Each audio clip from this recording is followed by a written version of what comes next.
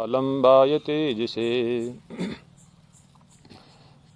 आज की इस वेबिनार का विषय बहुत ही प्रासंगिक है। मैंने भी स्वतंत्रता प्राप्ति के बाद ही जन्म लिया था और वो दौर था आधुनिक शिक्षा का, आधुनिक विज्ञान का, विश्व में भी और भारत में भी। जब से बचपन में परिवार में माता पिता और बुजुर्गों से कुछ भी करने के लिए कहा जाता था, धार्मिक तौर पे कोई परंपरा अपनाने के लिए कहा जाता था, अवश्य करता था। बाद के दौरान कॉलेज शिक्षा और शिक्षक के दौरान भी, शिक्षक जीवन के दौरान भी सब करता था, श्रद्धा के साथ करता था।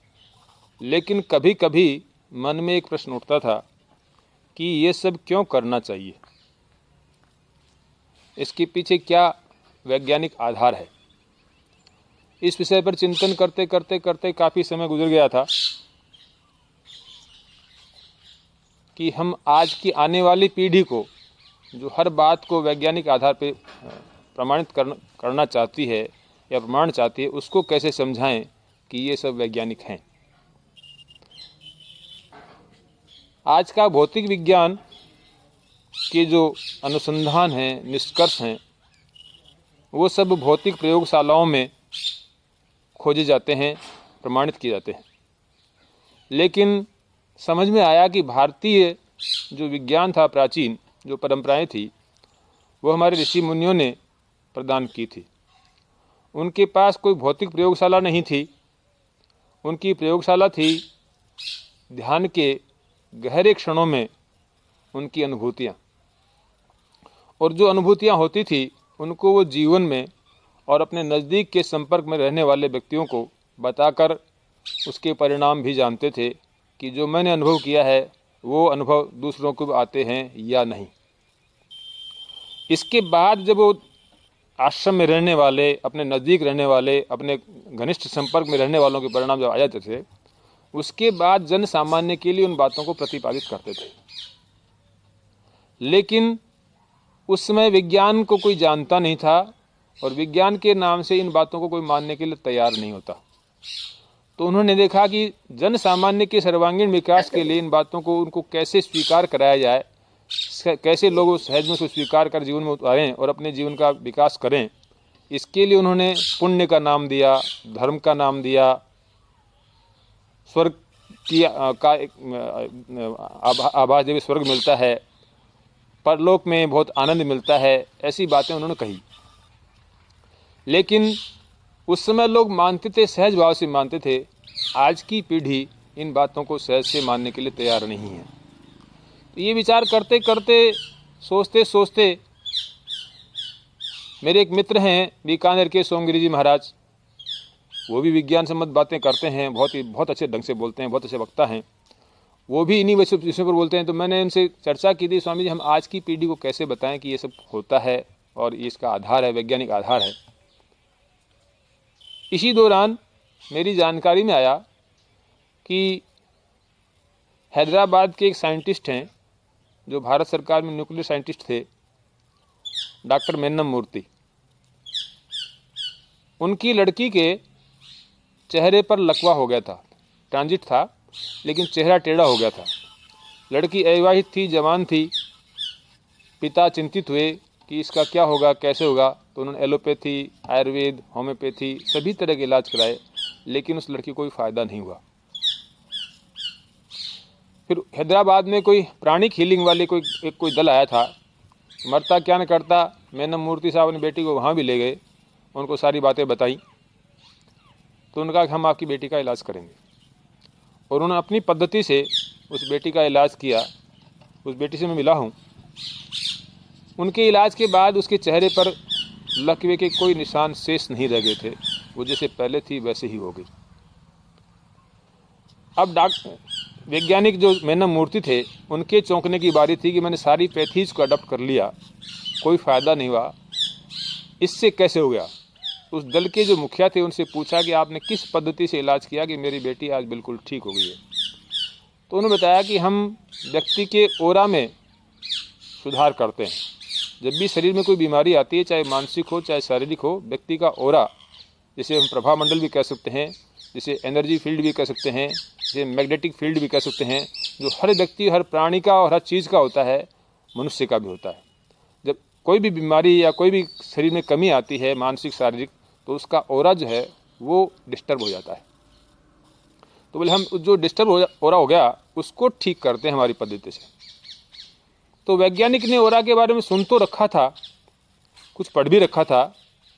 उससे पहले ऑरा पर विदेश में 2 तरह के काम हुए थे। एक व्यक्ति थे, किरलियन फोटोग्राफी उन्होंने डेवलप की थी, कर तो किसी और काम के एक्सरे के लिए कर रहे थे, लेकिन उन्होंने देखा कि उनके हाथ के निशान, हाथ के चारों तरफ जो ऑरा फील्ड होता है, मैग्नेटिक फील्ड, उसके फोटो आ रहे हैं।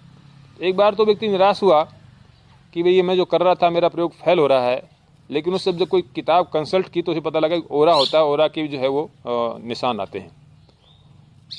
तो बड़ा प्रसन्न हुआ, 2-3 बार किया और वो वैसे ही परिणाम सामने आए।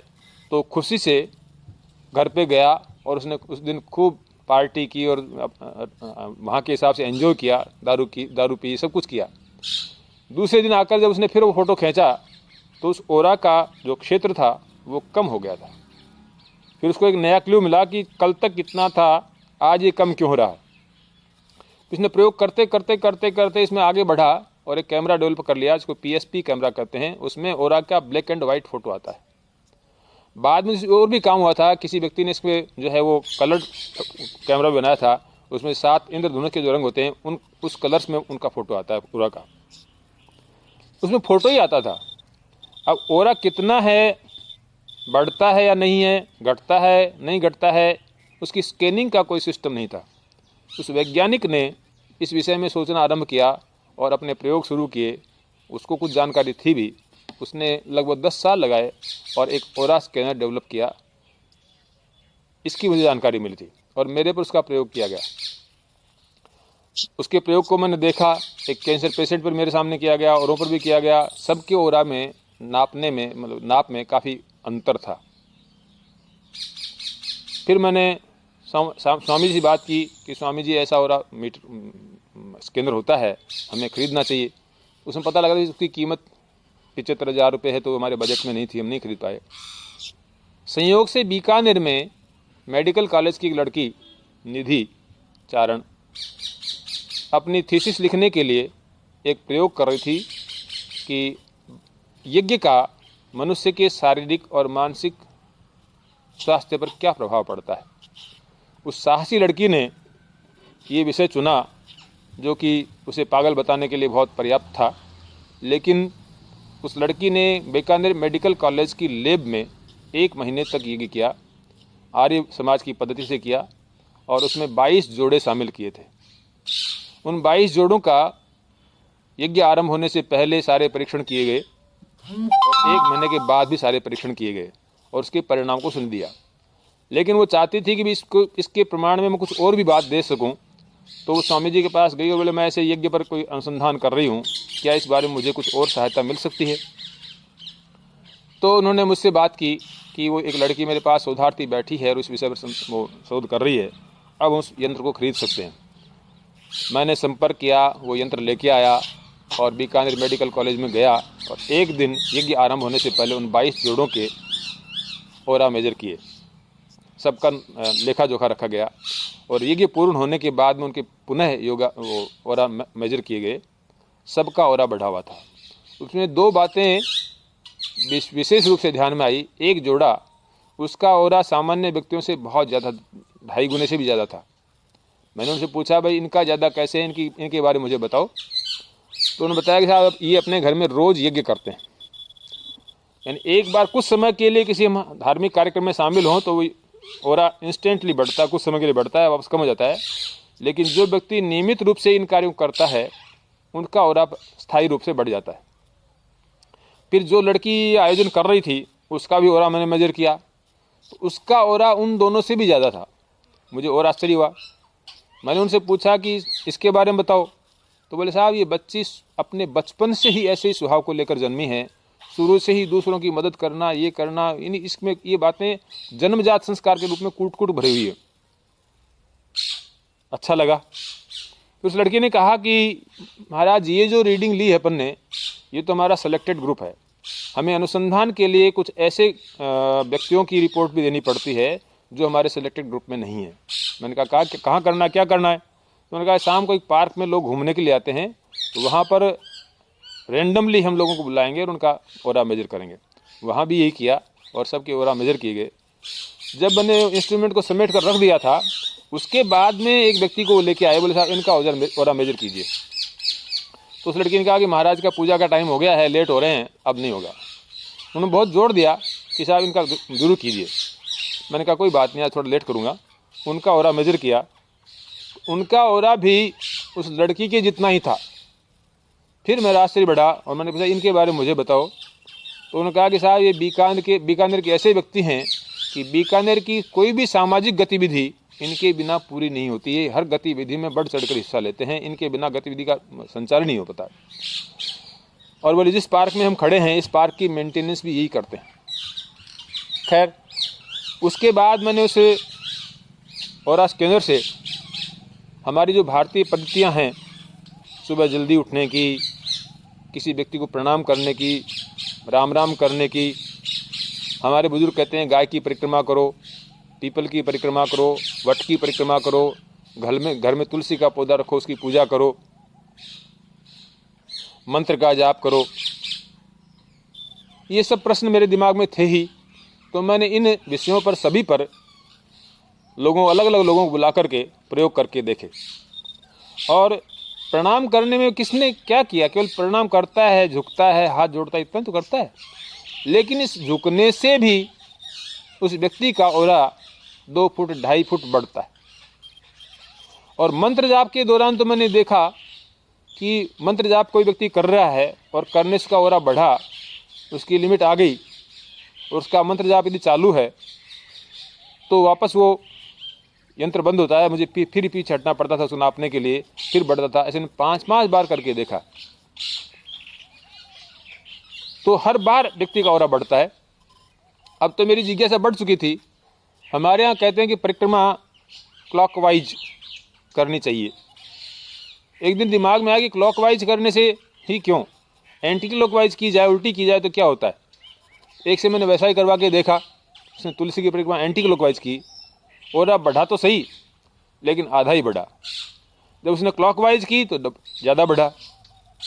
अब तो नियमित रूप से मेरे दिमाग में प्रश्न आने लगे और कुछ प्रयोग और भी करने लगे। पीपल की परिक्रमा करने से बढ़ता है, वट की परिक्रमा करने से बढ़ता है, तुलसी की परिक्रमा करने से बढ़ता है, तो ये और पेड़ जो हैं इनसे क्या होता है।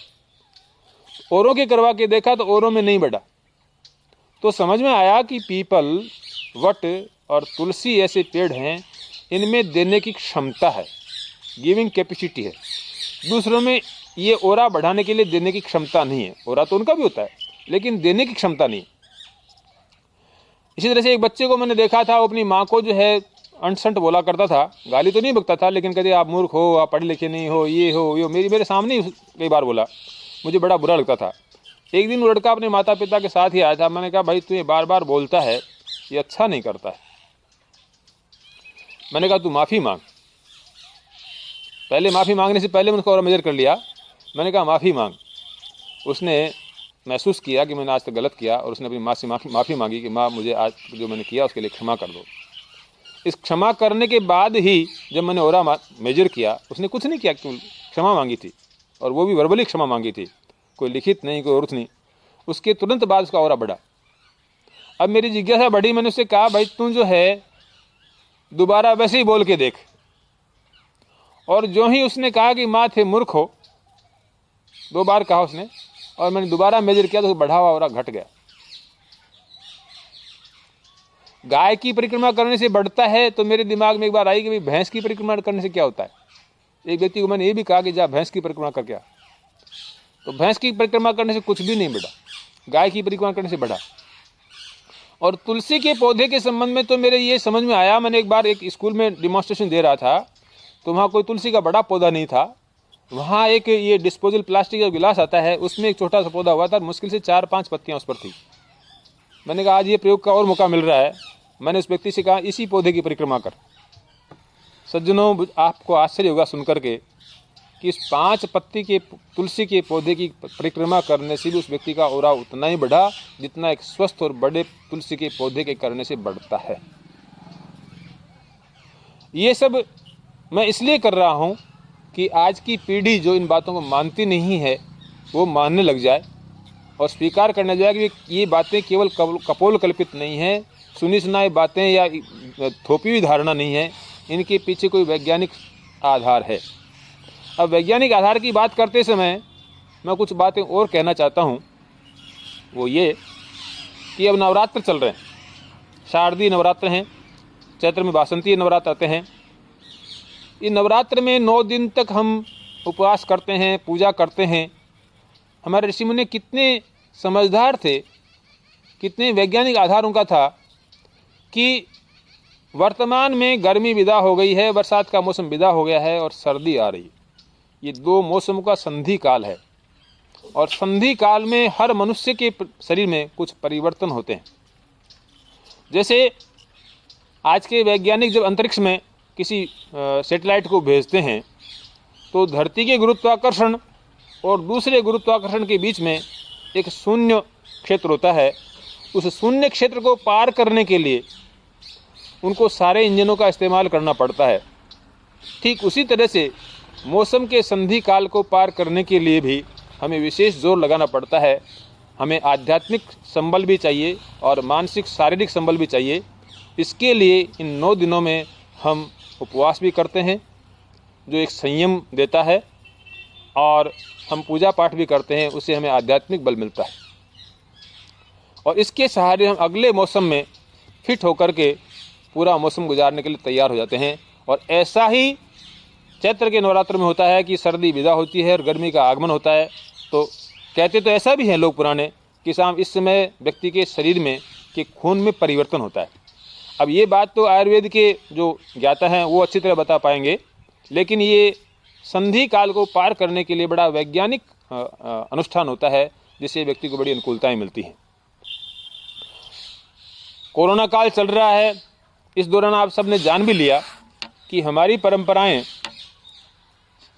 वैज्ञानिक थीं।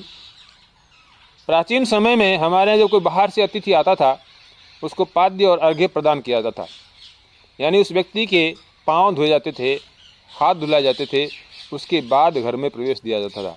आज कोरोना का इलाज करने वाले डॉक्टर यही कह रहे हैं कि बाहर से यदि आप आए हो तो अपने पुराने वस्त्र, अपने पहने हुए वस्त्र छोड़ दो और नहा धोकर के अंदर जाओ, हाथ धोकर के अंदर जाओ। ये बात तो कोरोना शुरू होते ही सबके समझ में आ गई थी। हमारे यहाँ हाथ नहीं मिला जाता, हर किसी से गले नहीं मिला जाता। यदि बहुत आत्मीय है, कोई विशेष अवसर पर ही गले मिला जाता था। हम हाथ जोड़कर नमस्कार करते थे या झुककर नमस्कार करते थे। उसके पीछे जो कारण था वो आज सारी दुनिया के समझ में आ गया है, उसको वो सब फॉलो कर भी रहे हैं। एक बात मैं जो आपसे कहना चाहता हूँ वैज्ञानिक पद्धति की सुबह की, हमारे पूर्वज कहते हैं कि बिस्तर पर उठते ही नीचे नहीं उतरना चाहिए। सबसे पहले अपने इष्ट को याद करना चाहिए और धरती माता को प्रणाम करना चाहिए। ये धरती माता को प्रणाम करना और इष्ट को स्मरण करना, इसमें व्यक्ति को 2, 3, 4, 5 मिनट लग ही जाते हैं। आज के चिकित्सक कह रहे हैं कि उठते ही खड़े नहीं होना चाहिए। उठते ही खड़े होने के बाद जो वरिष्ठ नागरिक हैं उनके गिर पड़ने की संभावनाएं बहुत ज़्यादा होती हैं। यदि हमने बिस्तर बैठे बैठे ही और शयन की अवस्था और खड़े होने की अवस्था के बीच में ये संधि काल जो है, इस संधि काल को मंत्र का जाप करके, अपने इष्ट का स्मरण करके, धरती माता को प्रणाम करके, या कराग्रे वस्ते लक्ष्मी बोल करके, या समुद्र वसने देवी, ये सब बोल करके 2-3 मिनट गुजारने के बाद में इस धरती पर पाँव के खड़ा होने का काम किया तो हमारा गिर पड़ने की संभावनाएं बिल्कुल ही घट जाती हैं, न के बराबर हो जाती हैं। सूर्योदय से पूर्व उठने की बात हमारे ऋषि मुनि बार बार कहते हैं। ऋषि मुनि कहते थे, आजकल तो आपने देखा होगा कि हर अखबार के साप्ताहिक रूप से एक पन्ना आता है और उसमें स्वास्थ्य संबंधी बातें लिखी रहती है। उन स्वास्थ्य संबंधी बातों में 2 बातें आपको हर अखबार में प्रतिदिन मिल जाएगी, किसी न किसी लेख में जरूर मिल जाएगी।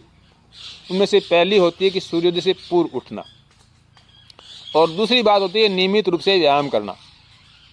मैं तो जोर देकर कहा करता हूँ व्यायाम के बारे में कि जिस प्रकार भोजन हमारे शरीर के लिए ज़रूरी है, वैसे ही हमारे लिए व्यायाम ज़रूरी है। भले एक टाइम का भोजन न किया जाए, लेकिन व्यायाम अवश्य किया जाए। ये मैं मेरे पास आने वाले हर व्यक्ति को कहता हूँ, मानना न मानना उन पर निर्भर करता है। और सूर्योदय से पूर्व उठना, आज सारा वैज्ञानिक समाज कह रहा है कि सूर्योदय से पूर्व उठने से पहले इतनी ऊर्जा मिलती है, इतनी एनर्जी मिलती है, उस ऊर्जा की पूर्ति किसी भी अच्छे से अच्छे खाने से पूर्ति नहीं की जा सकती। और सज्जनों, मैं विद्यार्थियों में बोलते हुए कहा करता हूँ कि सूर्योदय से पूर्व उठने का यदि को आपको वैज्ञानिक प्रमाण चाहिए तो आप एक सर्वे कीजिए। आपके परिचित किसी डॉक्टर जो हॉस्पिटल में हैं उनसे जाकर कीजिए, कहिए कि हमें सर्वे करना है। आपके यहाँ जो रजिस्टर है एंट्री वाला, उस एंट्री रजिस्टर में जिसमें नंबर, तारीख, नाम, पिता या पति का नाम, उम्र, सेक्स और रोग का थोड़ा सा विवरण लिखा जाता है, उसके आगे कॉलम और बना दीजिए और उस कॉलम में एंट्री कीजिए कि आप सूर्योदय से पूर्व उठते हैं या बाद उठते हैं। आप 7 दिन के आंकड़े लीजिए, 15 दिन के लीजिए, महीने भर, कितने भी दिन के कोई आंकड़े कलेक्ट कर लीजिए। मैं दावे के साथ कह सकता हूं कि 80 से 85% रोगी सूर्योदय के बाद उठने वाले मिलेंगे। कितना बड़ा लाभ है और कितनी ऊर्जा मिलती है। और आज हम संगीत सुनते हैं, कानों में डाल करके, ईयरफोन डाल करके मोबाइल पे सुनते हैं, बड़ा कर्कश लगता है। सज्जनों, आप उठ के देखिए, सुबह 5 बजे के समय, 5 से लेकर 7 बजे के बीच में, शायद मेरे पीछे से अभी भी आपको कुछ चहचहाने की, चिड़ियों की चहचहाने की आवाज़ आ रही होगी। उस समय जो प्रकृति में संगीत बजता है, प्राकृतिक संगीत बजता है, वो इतना मनोहारी होता है, वो मन को इतना प्रफुल्लित करता है, वो हमें इतनी ऊर्जा देता है, इतनी शक्ति देता है कि दिन भर मन प्रसन्न रहता है। हम इससे वंचित हो रहे हैं। अभी मेरे एक परिचित के बच्चे के बारे में मुझे बताया गया, जो गुड़गांव में रहते हैं, कि साहब इसको विटामिन डी की गोलियां देनी पड़ती है। ये समस्या केवल उस बच्चे की नहीं है, आज शहरों में जो वर्किंग कपल्स रहते हैं उनके सभी बच्चों की समस्या है। वो 8 बजे घर से निकलते हैं और जाकर उस बच्चे को कहीं क्रेच में छोड़ेंगे या प्ले स्कूल में छोड़ेंगे, और जब ऑफिस से वापस आएंगे तो उस बच्चे को लेके आएंगे। तो उनके निकलने से पहले सूर्य के दर्शन होते नहीं हैं, और सूर्य छिप जाने के बाद वो घर में आते हैं। उस बच्चे को सूर्य के दर्शन ही नहीं होते।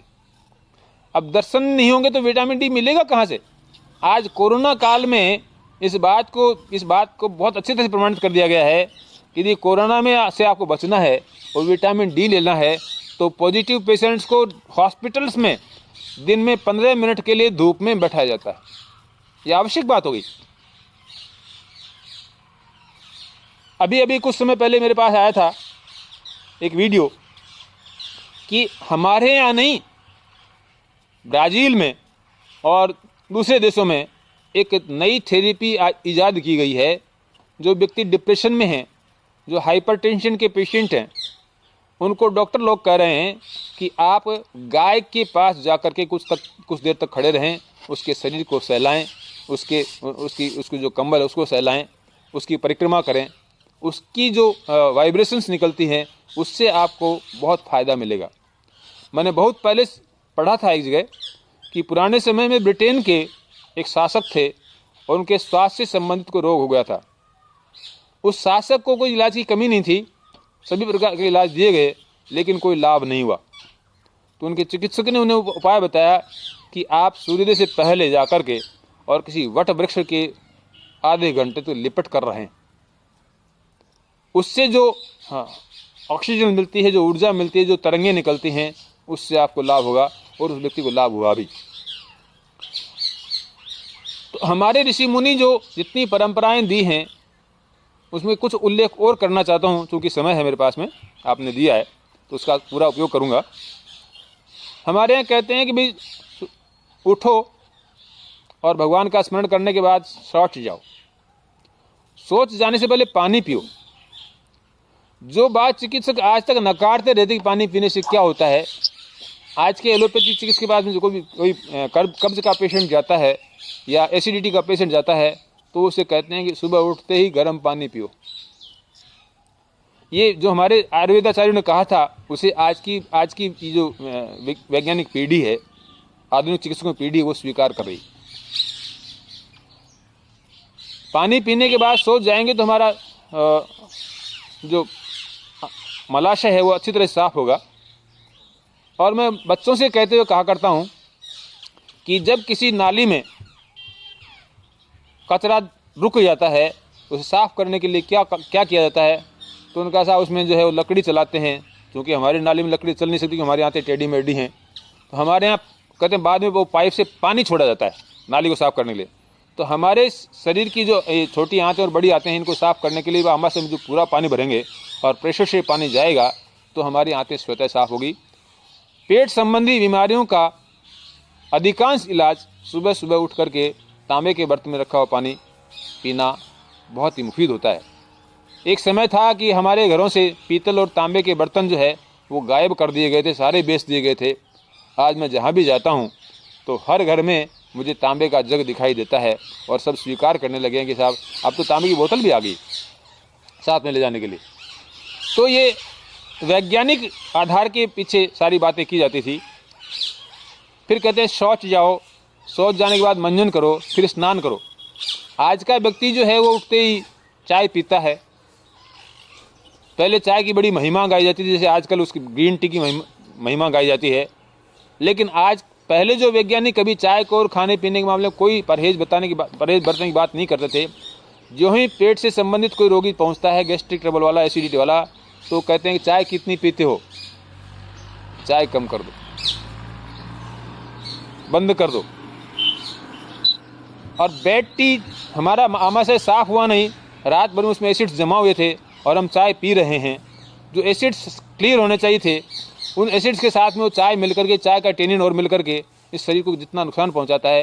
उस चाय से जो ऊर्जा मिलती है वो उधारी ऊर्जा होती है। वो चाय अपने आप में कोई ऊर्जा नहीं देती है, हमारी जो अंदर ऊर्जा होती है उसको बूस्टअप करके और हमें लगाती है हमने चाय पीने से हमें ऊर्जा मिली है, जबकि चाय कुछ भी नहीं करती।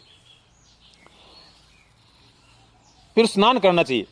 आज का व्यक्ति सुबह उठते ही शौच गया नहीं गया, मंजन किया नहीं किया, चाय पी ली और ध्यान नहीं दिया, खा लिया, और खाने के बाद में वो नहाने जा रहा है। मेरे एक मित्र थे, उनके बराबर बुखार रहता था, कोई कारण समझ में नहीं आया तो कई डॉक्टरों को दिखाया। एक डॉक्टर ने उनकी दिनचर्या पूछी, क्या दिनचर्या है साहब? बोले उठता हूँ, बेड टी लेता हूँ, सोच जाता हूँ और फिर उसके बाद नहाता हूँ। तो बोले सुबह बेड टी लेने और नहाने के बीच में कितना अंतर रहता है? बोले मुश्किल से 5-7 मिनट का। बोले आपकी बुखार जाएगी नहीं। आप गरम गरम चाय पीते हैं, तुरंत लेटरिन गए और तुरंत नहा रहे हैं, गरम चाय पीने के बाद आप नहा रहे हैं, आपका सारा सिस्टम गड़बड़ हो रहा है। हमारे कहते थे कि शौच जाओ, मंजन करो, स्नान करो, स्नान करने के बाद भी पूजा करके फिर भोजन करो। स्नान करने से हमारे रक्त का संचार जो है वो काफ़ी गतिविधि में आ जाता है और अच्छी भूख लगती है। और आज के चिकित्सक कह रहे हैं कि भोजन करने के बाद तुरंत बाद भूल कर भी स्नान नहीं करना चाहिए। इससे हमारी जठराग्नि जो है वो मंद पड़ जाती है। और इस मामले में राजीव जी दीक्षित तो बहुत स्पष्ट शब्दों में बोला करते हैं कि किसी व्यक्ति को भोजन करने के बाद में ठंडा पानी पीना, फ्रिज का पानी पीना और स्नान करना, ये तो जहर देने के समान है। तो इतनी वैज्ञानिक आधारों पर हमारे ऋषि मुनियों ने जो व्यवस्थाएं दी थी, उन सब को प्रमाणित करने का एक अवसर है, ये आया है। अभी कोरोना काल में कई तरह के उपयोग चल रहे हैं, जिसमें ये बताया गया कि साहब गर्म पानी पीने से, गर्म दूध, चाय, कॉफ़ी पीने से और भाप को श्वास में के साथ लेने से कोरोना जो है वो निर्मूल हो जाता है, बहुत जल्दी निर्मूल होता है। अभी थोड़ी देर पहले बार मेरे पास कोई चाइनीज़ वीडियो आया था, उसमें बता रहा था कि हम चाइना के लोगों ने जो कोरोना पर काबू पाया है, उसकी वजह कि हमारे हर व्यक्ति जो कोरोना से पॉजिटिव हो जाता है वो दवाइयाँ कम लेता है, बाकी गर्म पानी पीता है, भाप लेता है और गर्म चीज़ों का सेवन करता है। इससे हमने काबू पाया। भारत सरकार इस बारे में कभी क्यों नहीं सोचती कि जैसे उन्होंने लॉकडाउन लागू किया, मास्क लागू किया, उसके बड़े बड़े विज्ञापन दिए जा रहे हैं और फ़ोन के कॉलर टोन पर आज हमारा देश कोरोना से ग्रसित है, आवाज़ आ रही है, ये एक प्रयोग करके देखें भी 10 दिन तक भारत के सभी लोग, चाहे वो पॉजिटिव है चाहे वो नेगेटिव है, गर्म पानी पिएंगे और किसी न किसी रूप में भाप को श्वास के साथ अंदर लेंगे, गर्म चीज़ों का सेवन करेंगे, धूप का सेवन करेंगे, 10 दिन तक करके देख लें। आज जो विश्व के सामने, देश के सामने जो सबसे बड़ी समस्या कोरोना की आ रही है, मुझे लगता है कि उस समस्या का एकदम से डाउनफॉल आ जाएगा। एक प्रयोग और भी करके जा सकता है कि हवन से वातावरण की शुद्धि होती है। और सज्जनों, मुझे मेरा अनुभव है कि मैं यदि कोरोना से बचा हूँ, मेरे पास भी कई लोग आते हैं, उसकी वजह है कि मेरे यहाँ नियमित रूप से हवन होता है। जब भोपाल में गैस त्रासदी हुई थी, उसमें 3000 से ऊपर लोग मारे गए थे मिक गैस से। उस गैस के प्रभावों का अध्ययन करने के लिए विदेशों में बहुत सी टीमें आई थी, तो उन्होंने अपने अपने हिसाब से अनुसंधान किए थे। जापान की एक टीम आई थी, उस जापान की टीम ने अनुसंधान किया तो पाया कि जिस क्षेत्र में 3000 आदमी मारे गए थे, उसके बीच में एक परिवार ऐसा था जिसके परिवार के चारों सदस्यों को कोई नुकसान नहीं हुआ। तो उस परिवार के पास जाकर उन्होंने पूछा कि आपने ऐसा क्या किया कि आपके आस पड़ोस में सभी प्रभावित हुए, मरे, आपके कुछ भी नहीं हुआ? तो उन्होंने कहा, साहब करते क्या, करने का तो उपाय नहीं था, हम जब सो रहे थे उसमें गैस का प्रभाव था, तो हमने तो कुछ भी नहीं किया। तो उनकी जिज्ञासा बढ़ी और उन्होंने पूछा कि आपकी दिनचर्या क्या है? तो उन्होंने कहा कि हम सुबह उठते हैं, नित्य कर्म से निवृत्त होने के बाद में, स्नान के बाद में हम नियमित रूप से हवन करते हैं। देखिए आप, हवन करने का प्रभाव, नियमित रूप से हवन करने से उस घर का वातावरण इतना सुरक्षित हो गया था, इतना स्ट्रांग हो गया था, इतना पॉजिटिव हो गया था कि मिक जैसी गैस जिससे 3000 आदमी मारे गए थे, 3000 से ज़्यादा आदमी मारे गए थे, उस घर के प्राणियों का बाल भी बांका नहीं हुआ। और ये बात तो उस बीकानेर की बेटी ने प्रमाणित कर दिया कि यज्ञ से व्यक्ति के शारीरिक और मानसिक स्वास्थ्य में बहुत फ़ायदा मिलता है। और मेरे यहाँ भी, तो क्यों नहीं इस संबंध में, अब मैं तो वैज्ञानिक हूँ नहीं, मेरे पास ऑपरेटर भी नहीं है, वो सोच भी नहीं है, क्यों, मैंने तो कॉमर्स की शिक्षा ली है, लेकिन ये सोच मैं आपको दे रहा हूँ कि कोई उत्साही व्यक्ति आगे बढ़ें और इस संबंध में प्रयोग करके दिखाएं कि वास्तव में जहाँ हवन होता है, हालांकि हवन में कुछ शोध पहले हो चुके हैं, उसके वीडियो भी सोशल मीडिया पर आ चुके हैं, यदि हवन के द्वारा घर के वातावरण को सुरक्षित बनाया जा सकता है, उसको सैनिटाइज किया सकता है। और मैं तो कहता हूँ सैनिटाइज तो बहुत कुछ समय, कम समय के लिए होता होगा, फॉर द इंस्टेंट होता होगा, लेकिन हवन से उस घर का वातावरण, उस परिसर का वातावरण सदा के लिए इतना सुरक्षित हो जाता होगा कि इन वायरसेस का, इन कीटाणुओं का, जीवाणुओं का, बैक्टीरिया का प्रभाव वहाँ नहीं होता होगा।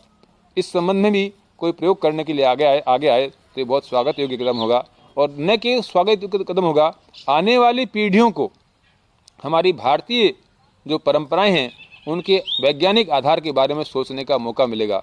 और हो सकता है कि भारत में कोई न करे, मुझे लगता है कि विदेश में कोई न कोई इस बात का प्रयोग जरूर कर लेगा और शाबाशी लूट लेगा और इन बातों को मानने में लग जाएगा जैसे अन्य बातों को माना जा रहा है। आज पहले कहा जाता था देसी गाय का दूध, बीच में देसी गायें बंद हो गई, भैंसें ही हो गई सब जगह। लेकिन आज जो है कुछ लोग देसी गाय के दूध के प्रति आकर्षित हो रहे हैं। वो क्या कहते हैं, शायद A2 उसमें कोई मिल्क कहते हैं उसको। और बड़े बड़े सेलिब्रिटीज जो हैं वो 200 रुपये लीटर दूध लेते हैं देसी गाय का। अभी मुझे जानकारी मिली थी कि एक व्यक्ति है जिसने देसी गाय रख रखी हैं, वो दूध नहीं बेचता और वो उन गायों का दूध निकाल कर घी निकालता है और उसका घी 2000 रुपये किलो पूरा विदेश में जाता है और वो सबकी मांग पूरी नहीं कर पाता है। तो हमारे ऋषि मुनियों ने जो हवन की, पूजा की, पाठ की, बड़ों का आदर करने की, गाय माता को पूजने की, पीपल की पूजा, वट की पूजा, तुलसी की पूजा, अन्य अन्य कई बातें हैं। हो सकता है कि इनमें से कुछ बातें कुछ स्वार्थी लोगों ने अंधविश्वास के रूप में लागू कर दी हों, लेकिन उनको भी अलग किया जा सकता है वैज्ञानिक अनुसंधान के द्वारा। तो हमारी आवश्यकता इस बात की है कि इस विषय में कोई आगे आए और शोध करे और दुनिया को बताए कि हमारे ऋषि मुनियों ने जो बताया था वो विज्ञान सम्मत है, वो पोंगापंथी नहीं है, केवल सुनी सुनाई और थोपी कोई धारणाएं नहीं है।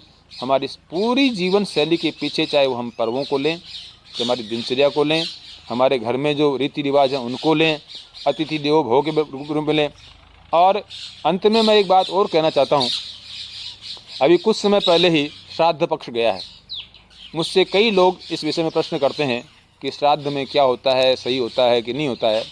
तो मैं एक उदाहरण दिया करता हूँ और उदाहरण को मैं बहुत ही वैज्ञानिक मानता हूँ, बहुत प्रामाणिक मानता हूँ।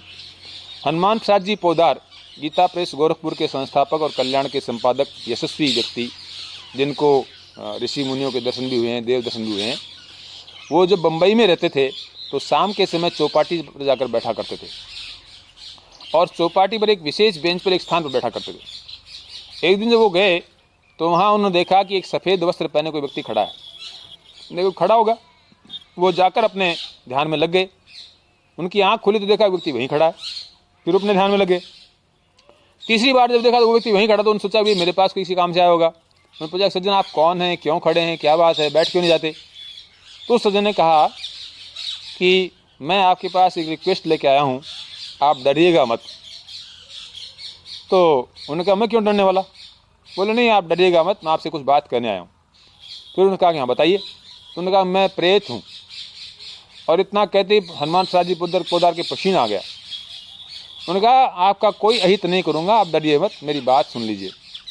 आश्वस्त होकर उन्होंने पूछा बताइए क्या बात है? तो उन्होंने कहा कि मेरा गया श्राद्ध करवा दीजिए। उन्होंने कहा मुझे क्यों करें? गया श्राद्ध का लाभ तो जब संतति पुत्र पौत्र करवाते हैं तब लाभ मिलता है। तो उन्होंने बताया कि मैं पारसी धर्म को मानने वाला था, लेकिन मेरी हिंदू धर्म की जो परंपराएं हैं, मान्यताएं में बहुत श्रद्धा थी और आज भी है। मेरी मुक्ति नहीं है तो आप गया श्राद्ध करवा दीजिए। तो बोले पुत्रों से क्यों नहीं कहते आप? बोले उनकी इन परंपराओं में श्रद्धा नहीं है और बिना श्रद्धा के किए गए कर्म का फल नहीं मिलता है, इसलिए मैं आपसे रिक्वेस्ट कर रहा हूँ। तो हनुमान प्रसाद जी पोदार कुछ व्यस्त थे, तो उन्होंने कहा कि मुझे ही जाना पड़ेगा, किसी अन्य व्यक्ति को भेज दूँ? तो उन्होंने कहा कि किसी भी श्रद्धावान व्यक्ति को भेज करके आप मेरा गया श्राद्ध करवा दीजिए। तो उन्होंने कहा ठीक है। फिर उन्होंने पूछा कि मुझे क्या पता चलेगा? बोले ये भी मैं आपको बताऊंगा। तो उन्होंने जो है उनकी पूरी जानकारी लेकर के और एक व्यक्ति को नियुक्त किया। बोले अमुक व्यक्ति का नाम है, उसकी जहाँ संस्कार हुआ था वहाँ जाकर परिक्रमा करके और गया श्राद्ध आप गया जाकर श्राद्ध करवा के उन्हें खर्चा वर्चा दे दिया। 16 दिन के गया श्राद्ध जो ही पूरे हुए, अमावस्या के दिन उसी बेंच पर उसी समय वो व्यक्ति उसी रूप में आए। उन्होंने आकर कहा धन्यवाद, आपको बहुत बहुत धन्यवाद, मेरी मुक्ति हो गई, मैं जा रहा हूँ। मुझे नहीं लगता कि हनुमान प्रसाद जी पोदार की बात में संशय की कोई गुंजाइश रह जाती है।